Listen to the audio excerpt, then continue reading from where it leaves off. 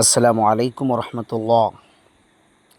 সম্মানিত দিনী মুসলিম ভাই ও বোনেরা, রাসূল সাল্লাল্লাহু আলাইহি ওয়াসাল্লাম বলেছেন,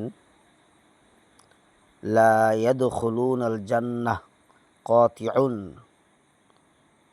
ওই সমস্ত ব্যক্তিরা জান্নাতে যাবে না বা তারা জান্নাতে যাবে না যারা আত্মীয়তা ছিন্ন করেছে।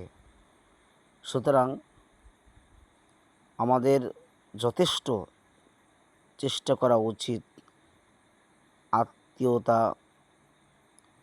আত্মীয়দের সাথে সম্পর্ক রাখা, আত্মীয়তার সাথে বন্ধন করা।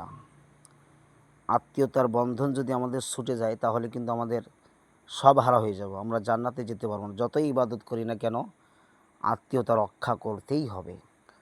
আসুন আমরা কাঁধে কাঁধ মিলিয়ে যার যেখানে আত্মীয়তা আছে খোঁজখবর নিই, তাদের সাথে ওঠা বসা করি, তাদের সাথে সম্পর্ক আরও বৃদ্ধি করি, আরও ভালো করি, তাহলেই কিন্তু ইবাদতগুলো আমাদের জন্য কাজে লাগবে।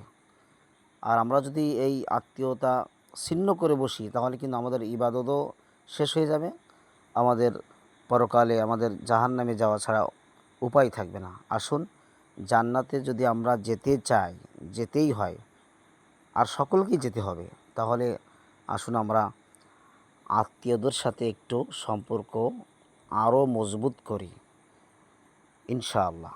জাযাকুমুল্লাহ খায়র। আল্লাহুম্মা গফির লাহু, আল্লাহুম্মা আরহামহু। সালামুন আলাইকুম রহমতুল্লাহ।